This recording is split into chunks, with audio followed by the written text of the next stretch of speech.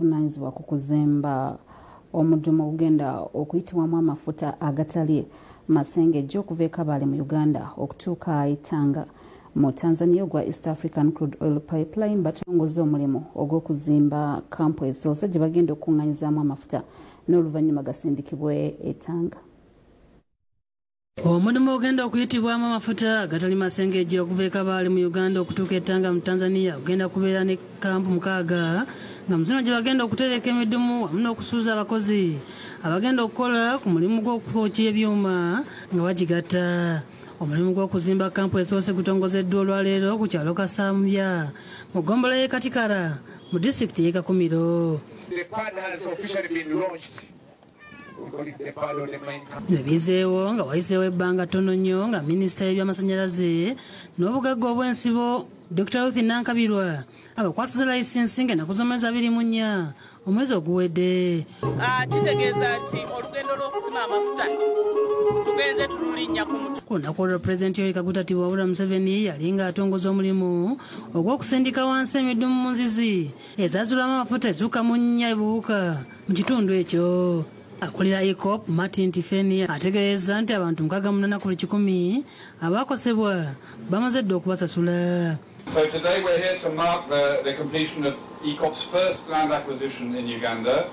So that's the 47 acres around us here. We signed the compensation agreements as we spoke now, and 69% have also received their compensations in their bank accounts. Hani Malinga avunaanyizibwa ne ku by'amafuta mu kitongole ky'ebyobugagga eby'omutaka agamba nti amafuta agamu bagenda gakenulira mu ggwanga ate amalala bagenda gayisa midumu gano gagende Tanga mu ggwanga lya Tanzania gye banaagakenenula n'oluvannyuma gatundibwe katale k'ensi yonna. We did a lot of studies, and at the end of the day we're able to say this is the best route.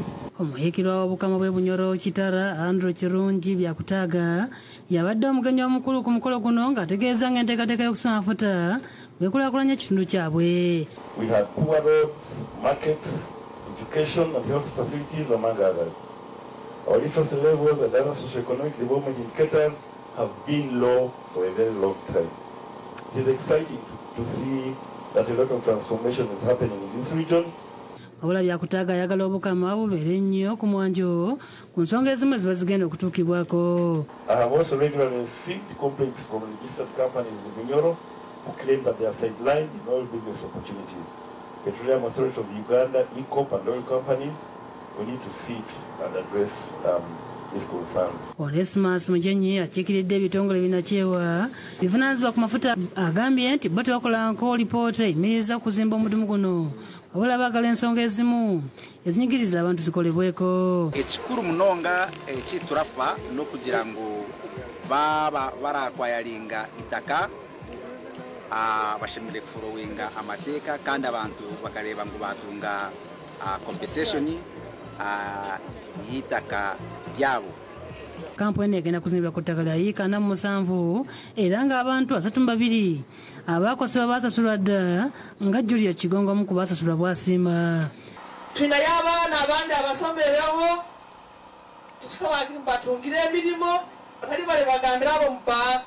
Uganda esuubira okutandika okufulumya amafuta gano mu mwaka gwa 2025.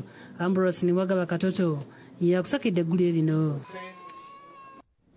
27 zezakayita ku ssaawa okyalaba amawulire gabutikidde Bukedde TV ne Aban TV katudde mutuwumula eddakiika ntono nnyo tukomawo.